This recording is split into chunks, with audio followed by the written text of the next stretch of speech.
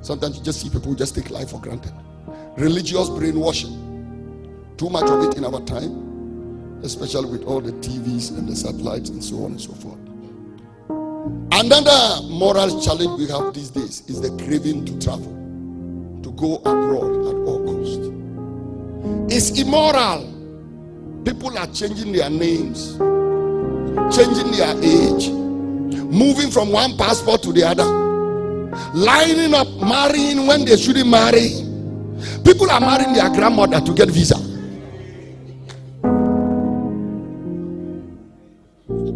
Some allow drug dealers to use them because they want to go abroad. They ship them with the drug. He must travel. Go to the embassies. It's pathetic. They sleep there for 1 week, no, 7 months looking for visa. And that's because somehow they are just deceived to think that if they stay in their own country, they won't prosper. Another immoral act, laziness. Many people are lazy these days, don't want to work.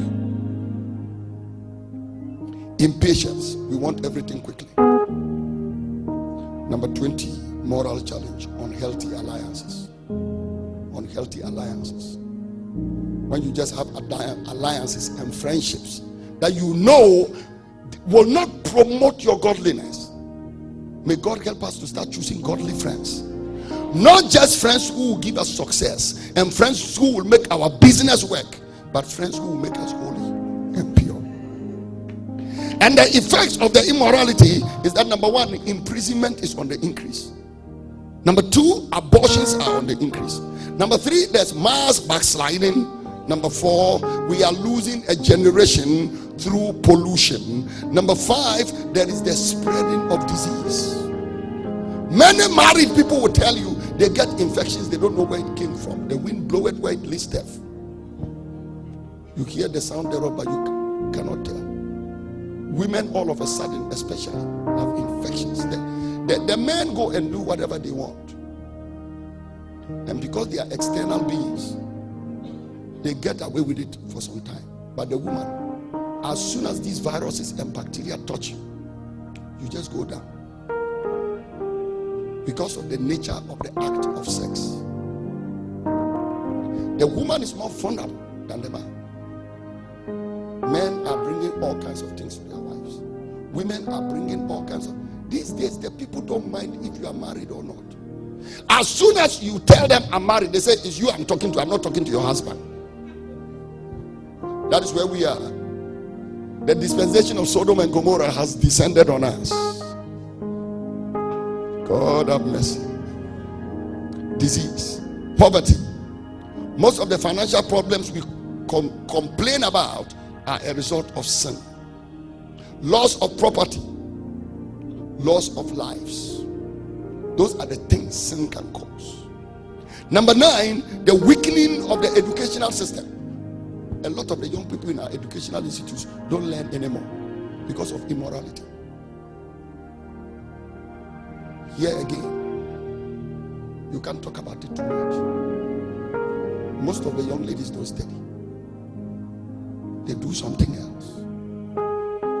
Sometimes they run after men the age of their fathers. The young men too don't study because there are women who are prepared to pay them to do all kinds of lewd stuff. Some time ago, it was very comfortable to think that these things were happening just in the world. But I tell you, in the church, the thing is there. National and domestic insecurity. Bondage. Some of the things you start, you may never be able to come out of them the rest of your life. You may experiment a certain sinful act, and for the rest of your life, it's stuck with you. Number 12, weakening of the family structure. Number 13, instability and lack of concentration. When you walk in sin, before long, you can't concentrate on your ministry, can't concentrate on your family, can't concentrate on your job. Instability, lack of concentration. 14, demonization, witchcraft. He that is joined to a harlot becomes one flesh. And if you make a mistake and sleep with a woman who is a witch, you become a witch. You sleep with a wizard, you become one. And some of these men, the kind of things they do before they come and pick you up. The things they talk to before they come and sleep with you. Some of the men you the ladies sleep with, if you see them in the night, before they came to you today, if you knew where they were yesterday, and the beast they were talking to in the night, you would never undress your body for them. By the time they are sleeping with you, they and the Satan they worship are both sleeping with you. And you think you are sleeping with a human being, but wouldn't it be B?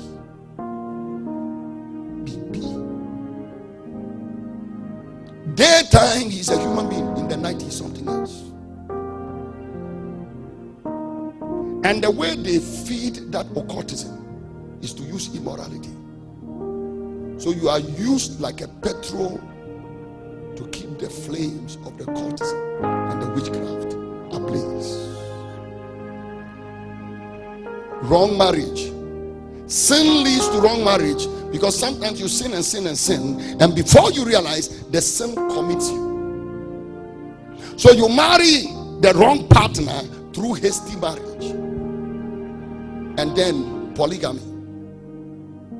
Sometimes you sin after some time, a child has come into the thing, then another child has come into the thing. Many days, okay, second wife, third wife, my friends are made the fifth class substitution bench or even football class or more sub bench. So now you have become sub.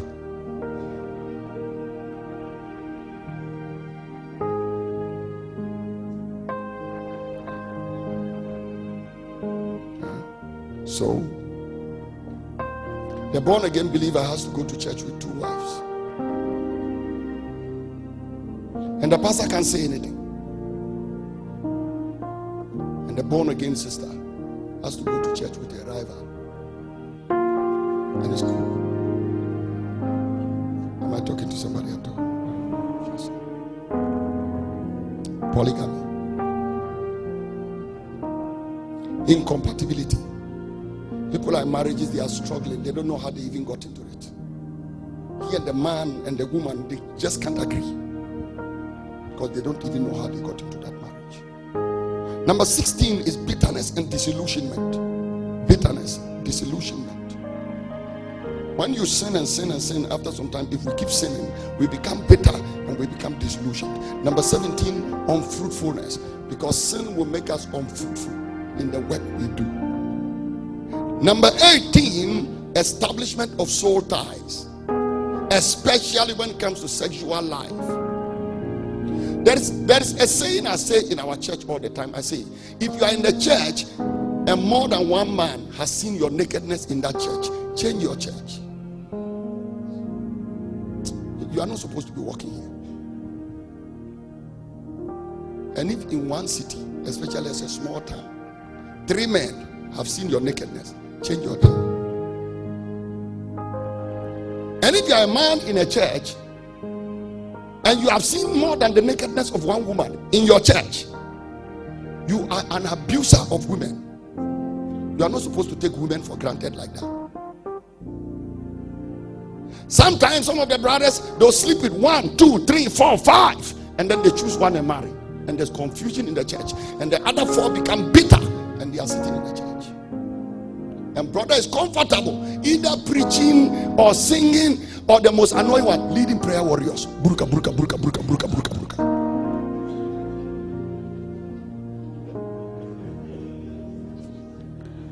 There's another saying I say in our church. I say, church, can we have a kind of church where people's wives are coming to church and the men are not afraid because they know their wife is safe? Can we have a church where husbands are coming to church and their wives are safe? Can we have a church where a brother can give a sister a lift and the husband says, bye-bye, I will see you guys in 3 hours time, and he's not afraid? Can we have a church like that? A holy church? Can we have a church where the pastor is counseling the woman alone and the husband can leave them alone and go and come back after 7 hours and knows that he's coming for a woman who is intact? Help me, Lord. Somebody clap your hands. Help me. Help me. Help me, Lord. This is my New Year's message to you. This is my New Year's message. Establishment of soul ties. Where sometimes if you are not careful, you do all these kind of things with some of the people. When you marry, they are still in your mind. And for years, you are struggling with your marriage because you and somebody did something that cannot be dissolved. Because you see, we have deceived ourselves to think that marriage is when you come to do. It's too much. We have deceived ourselves into thinking that marriage is when you come and stand here and say, for better, for worse, and then you exchange rings. Let me ask you a question. If you come and exchange rings with a man today, you've exchanged rings, you go to your hotel room, sleep once, and then you travel, and you go and meet your ex-boyfriend, and this ex-boyfriend, you didn't exchange ring, but you were sleeping together for 5 years. Which of them is your husband? I'm just asking you, which of them will you be closer to? Which of them are you more intimate with? Which of them are you one flesh with? The one you slept with one night with rings, or the one you slept with 5 years without a ring, but your heart is still in him? So we can become polygamists at heart. You can clap if you want.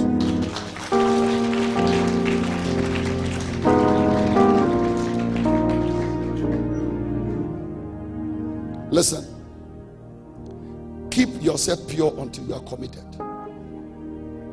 Because sometimes by the time you are committed, you look behind you and the mess is too much. Let me stop quickly so that next time I call you will come. Number 19, cheap compromises leading to the trading of the future. Sin can make you compromise your future like Esau. And after that, you've thrown away your future and you can never get it. How do I become free from immorality? Number 1 is openness. Talk to somebody. That is why we have EAM. Talk to somebody. Sometimes in your church, if you talk to somebody, maybe everybody will see you. But as for here, we are eating breakfast. Talk to somebody.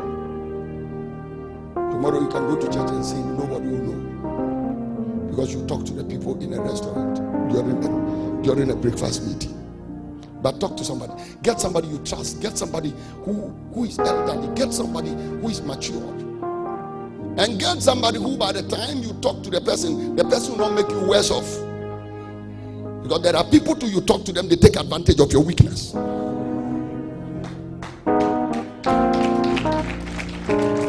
Number 2, deliverance.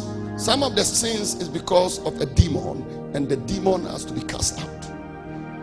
Number 3, always remember it is now or never.